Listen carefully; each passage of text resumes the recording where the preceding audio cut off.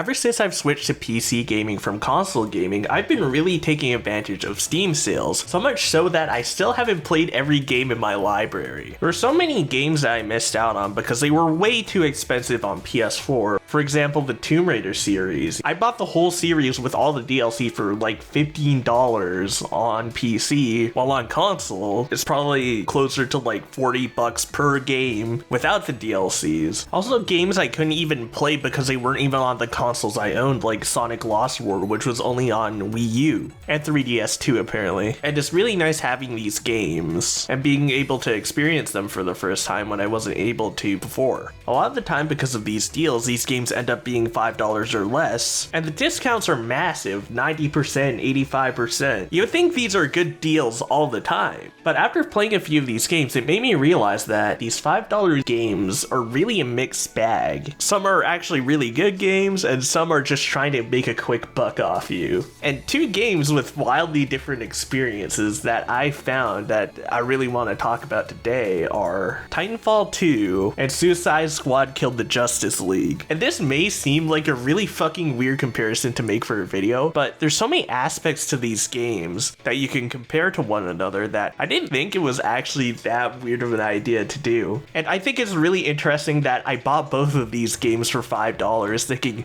man, I'm gonna enjoy both of these. But it turns out having a big discount doesn't necessarily mean that I'm gonna enjoy it. So I thought it was interesting to see why the $5 was worth it in one case but not the other. Also, by the way, here's the proof that I actually bought these games for about $5 each. I'm actually going to be playing Titanfall 2 to demonstrate all my points. I'm not going to be playing through Suicide Squad because I fucking hate this game. It's also 90 gigabytes, so I'd rather keep that space open when I actually want to download a game that I don't have installed yet. I mean, Titanfall is also really large, but at least this game has multiplayer, right? So you can have fun with that even if you get tired of campaign, for example. For Suicide Squad, I'm just going to be looking through the streams I did. Both are pretty movement-heavy games, so let's just talk about that. Titanfall has this really nice and smooth wall running system. You can slide and wall run. It just feels really nice, you know? And its movement feels very flowy, very responsive. It just feels really good to use. And there's some really interesting tech in this game. There's something that the game tells you, like how sliding off a ledge gives you a little bit of a speed boost. There's some crazier tech in this game where you can like keep the momentum from a wall ride or, you know, a jump by crouching and sliding instead of sprinting. See how I'm capped at 22 kilometers per hour? And, you know, off a wall ride, I could do these little bounces to keep my momentum and go even faster. So there's some really fun movement that you can fuck around with in this game. And again, it feels super smooth. You can flow into, you know, wall rides and then your crouch jumps. And even if you don't know about tech like that, the game is still fun to play. And it does feel really fun to chain your movement together, and it feels so smooth being able to transition from one piece of movement tech to another. It just feels so good. Sometimes it can be finicky trying to get a wall ride to work. It might take a second before you actually wall ride, even though it should, you know, do it instantly. But for the most part, it's really fun to jump around and bob and weave through enemies. Even playing as a Titan is pretty fun because you have this little dash that you could use as this little bit of extra mobility as a Titan. Yeah, see, some of them could fly as well. So they really focused on making the movement feel really nice and fluid in this game. Meanwhile, Suicide Squad feels really clunky. I know all my footage is of Boomerang, so you could say, oh, you only played one character, but you actually play as every character in the tutorial. And after playing that, I realized that he's actually one of the better options. And no, I haven't played the DLC characters because they're like $5 fucking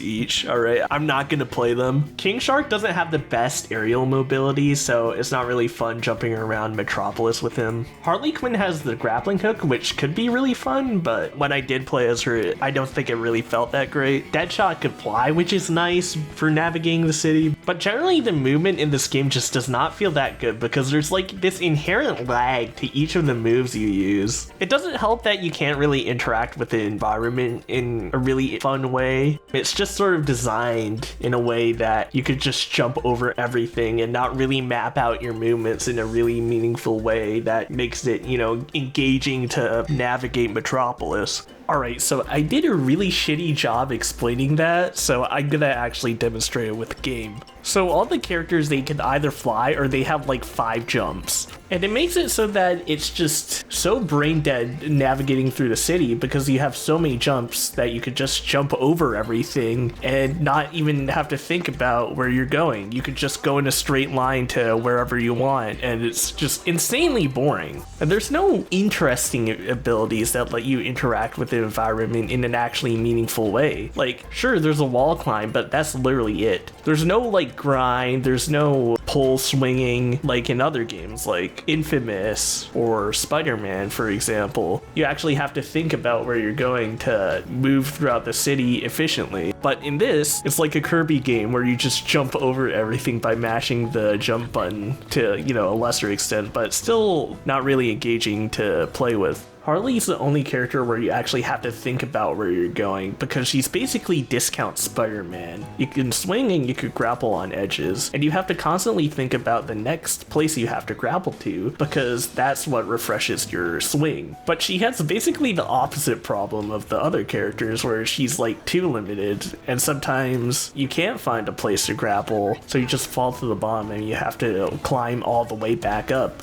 And you can't even upgrade your movement. All of the abilities in this game upgrade your stats in combat, and there's nothing here to give you extra jumps or whatnot. And you don't get new abilities to try out for navigating the city in a new way. So you're basically just stuck with the same kind of movement for the entire game unless you switch characters. And the other characters have sort of the opposite problem where their movement is too good in the beginning, so it's just really boring. The gunplay for these games generally follows the same trend as well. It's very snappy in Titanfall. You could shoot while sliding around and while riding, and it has that general FPS variety of weapons, you know, grenade launchers, assault rifles, shotguns, pistols, whatever. There's also a few pretty unique weapons in this game, like the Mozambique, which shoots little rockets at enemies. There's also this L-Star, which shoots little lasers at the enemies, which is really cool, and it has this really cool animation when you stop firing. Meanwhile, Suicide Squad has this thing I like to call fake variety in its weapons. Yeah, you have your standard weapon classes of ARs, pistols, shotguns, whatever, but it's a loot game, right? So each weapon has their own stats, but none of the weapons have like unique attributes to them. There's shit like more damage or refills your meter slightly faster, higher crit chance, just slight stat differences to them, but the weapons themselves don't actually feel different to use. So it's not even exciting to use a new weapon because all the weapons in each class feel so similar that it doesn't even feel like you're using a new weapon once you get it. Perks in this game also have a similar thing where use an ability and you get a little bit of a stat boost, like for example here, damage reduction. What sucks about this is that you can't really min-max in this game. When you get your stat upgrades, it cycles through each one, so you would get the pink one, the blue one, the purple one, points for those. You can't just put all your points into one branch, right? And you have to go in order, so there's not actually that much choice in your perk setup because you have to evenly distribute all of your points into each branch. Then when you do have the choice, it's very limited, right? So on each row, you have at max 3 choices. So the customization of your loadout is really lacking in this game. There's so many aspects of this game that just feel like such a fucking chore. Some objectives are just, oh, kill a bunch of guys and maybe collect stuff off them or something. And there's like 3 or 4 different mission types throughout the game. And it gets so repetitive just playing them. And you can really feel how boring these missions are with how many fucking escort missions are in this game. The escorts are so horribly slow that you end up waiting a lot of the time just for the fucking cart to go where you want it to. While in Titanfall, yeah, there's a lot of just killing guys, but it does break up the gameplay a lot, especially between Titans and the pilot, right? Using the pilot pilot, you have to rely a lot on your positioning and movement to get the advantage over the enemies, because especially on higher difficulties, you have pretty low health, so you need to be constantly moving to make sure that you just don't get shot too much, right? See, I got stuck there and I died. But Titan changes it up a little bit by being more focused on your abilities to win against the enemies. See, I should have been using my shield there. So yeah, two completely different gameplay styles that the game swaps between. And back to the pilot, there's actually some really fun platforming puzzles in this game. One of my favorite levels is this one where you get this little time device, and it's really fun swapping between the 2 points in time. And the little puzzles that you have to do are pretty fun in this as well. It makes me feel like this Shadow of the Hedgehog gif. After almost 20 years, I can finally play a game that actually lets me do this shit, and it's so awesome. I love this level so much. Now in Suicide Squad, instead of actually fun levels that change up the gameplay, we have a really shitty loot system. So the weapons are bad, right? Now let's see what you have to go through to get the fucking things. Okay, so you finish your mission, alright. Oh boy, I can't wait for my loot. So, you know, the mission complete screen. And then you have to watch this animation, which you can skip, which is nice.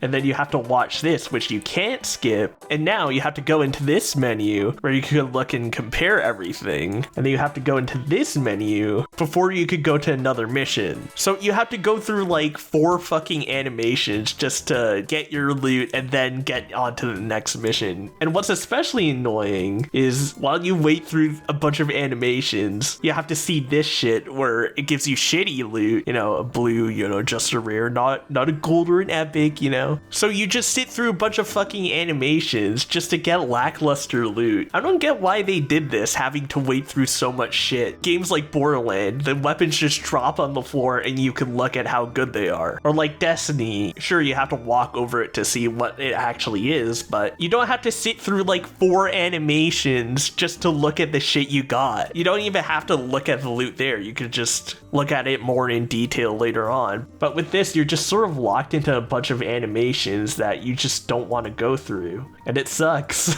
Speaking of cutscenes, the writing between the two games also varies heavily in quality. I hate how the characters are constantly cracking one-liners, like during missions, during cutscenes. All the jokes are the same too. Boomerang is Australian and an asshole. King Shark is a moron. Harley Quinn is fucking crazy. Yeah, there's just so much of this little awkward humor that's just so cringe, dude. I hate it. What I like about Titanfall is that it doesn't really force it down your throat. The only humorous parts of this game are through the dialogue options that you can select, and sometimes there's the funny option, right? But you don't have to pick the funny option. You don't even have to pick a piece of dialogue to listen to. It's not even shoving down annoying jokes down your throat, which is really nice, because the humor in this is kind of the same joke every time. Cooper says something figuratively, but BT takes it literally, and that's basically every joke in this game. But at least you don't have to sit through it if you don't want to. While with this game, I swear the characters just don't shut the fuck up, and they always have to be saying something really annoying to each other, and it just gets really tiresome over the span of like 10 hours, however long the campaign is. The character development feels a lot better in Titanfall 2 as well. When BT suggests to throw Cooper across this gap, Cooper's reaction is like, I don't know about this, because he doesn't exactly trust BT yet, even though this is a little bit later in the game.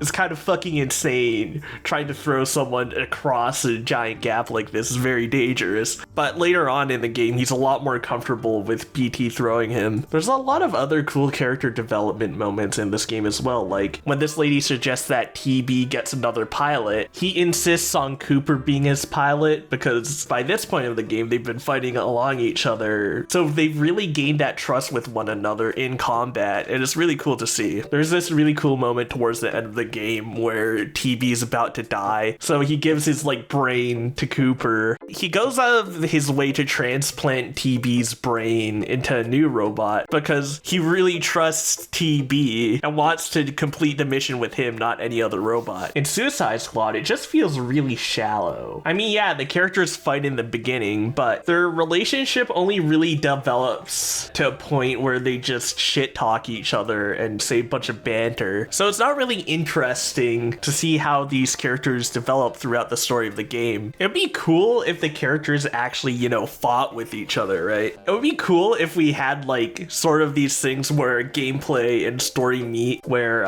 let's say King Shark doesn't really like Deadshot because Deadshot's mean to him because, oh, he doesn't like sharks because he's afraid of the ocean like Andrew Tate. But that's just his insecurity from the racism that he faced as a child, right? But he's projecting that onto King Shark because of that, I guess, internalized rage. And they fight with each other. You know, they actually get like in a fist fight or something. And you can make it so that these two fight in a 1v1 while the other two take bets on who they want to win. So you could like break up the gameplay by having like these little mini games that also tie into the story, and say Deadshot wins. It'd be funny if they could do a little like sort of mean-spirited joke. They give the losers dunce caps to incentivize you to, you know, win in these little mini games, right? They could have done something a lot cooler than this cutscene where King Shark gets Green Lantern's ring. And instead of just a cutscene, you could make it so that you have to fight him as the other guys. And that would have been cool. You could have tied in gameplay and the story in an actually cool way there, but they only had 8 years, so whatever. Sweet Baby Inc. worked on this game. To be honest, Sweet Baby Inc. is only really responsible probably for some really cringy dialogue. You can't really have edgy jokes in this game. If they saw a joke that was a little bit edgy, they probably said, oh, remove that. But like, there's so many problems with this game, gameplay-wise and overall story-wise, that the game was just fucked either way. There's so much more wrong with this game than a little bit of writing being changed to meet an ideology. I think that still sucks, but it's not as big of a deal. The last thing I thought was worth mentioning is how these games run. Titanfall 2 runs super smooth. There's almost no stuttering, the load times are fast for the levels, it's really good. I don't think I felt any stuttering in this game ever. And yeah, this game is 8 years old, but check this out. These are some benchmarks when the game came out on PC with hardware from the time. So many of these graphics cards are running the game over 60 FPS. Like 2 or 3 year old generation cards, like the 780 Ti, low-end cards like the 1060, they were able to run this game just fine, over 60 FPS, on very high quality. So the numbers are actually a lot better than this because you can actually turn down the quality, especially if you're someone who likes to play the game's multiplayer. You can have that more responsive experience even on lower end hardware. And a lot of people had access to an enjoyable experience on this game. And this is one of the reasons why this game was such a big success in 2016 when it came out on PC. Also, the game runs really poorly on my fairly up-to-date PC. See, I'm barely getting 40 FPS in a combat zone. In some of the non-combat zones, I get like over 50 FPS. Yeah, I'm not using FSR, but FSR doesn't do enough to give you a smooth experience. I enabled frame gen and the game is still really inconsistent with its frame rate. FSR doesn't have frame gen on this, so you have to use fluid motion frames. And even still, with a locked 60 FPS, it still dips below 40, even though I have FSR on and fluid motion frames, which is honestly kind of unacceptable. So before anyone says, oh, use FSR, use frame gen, dude, I've already tried that and the game still runs like dick. And the game supposedly gets harder in the end game missions. So you would probably want a responsive experience if you're gonna actually take this game seriously, but it's so hard to run on any piece of hardware that you kind of just don't want to do that. Even people with high-end hardware can't even get a smooth experience on this game. But there's one big caveat, and that's stuttering. No matter which console you're playing on, this is a problem. As you move through the world, the game regularly exhibits 33 and 50 millisecond dips. We captured this footage using Alex's 120Hz capture card, and as you can see, even with his beastly 7800X3D PC, the performance is extremely unstable. These near constant stutters you get during traversal really drag it down. This is a perfect instance to showcase why frame times are often more important than actual frame rate. Also, a good portion of that is, for some reason, Unreal Engine shits itself when you turn the fucking camera. Which is like, why use the fucking engine when it just sucks so much? There's massive games like Cyberpunk that run fine on PC that don't have those stuttering issues. I could feel for the devs probably being forced by executives to use the newest shiny Unreal Engine, but man, just the choice of using this is just so brain dead. I kind of fucking hate whoever made that decision. If I were Mr. Big Bad Executive, which I'll never fucking be, by the way, I would have made this game in a more cartoony art style that could have saved a little bit of resources. I know it's supposed to be like a sequel to the Arkham games, but for these villains who are always clowning around, I think a little bit more of a cartoony style would have worked a lot better in this game. But the executives, again, probably told them, oh, we gotta have the super crazy realistic graphics so morons on the internet talk about this game just because it has good graphics, and people who only care about graphics are gonna buy the game because the graphics look good. Again, the graphics look good, but the gameplay just takes such a big hit, and if they wanted people to actually stick around and play the expansions, people aren't gonna give a shit about the graphics because they just want to get the loot or whatever in these missions. And that combined with everything else, the shitty, boring missions, the really annoying characters, the lackluster combat and looting systems, are what drove away people from this game. The game gets less than 200 players a day, and there's people who even say at fucking $3 the game was not worth it. And the game is even more insulting considering that you don't even beat the fucking bad guy by the end of the game, and you need to buy battle passes to actually get to the end of the story. And it turns out they're not even gonna be finishing the fucking story because the game is doing so horribly that no one wants to look through this shit. Even if you buy the game at $5 fucking dollars. $5 a month!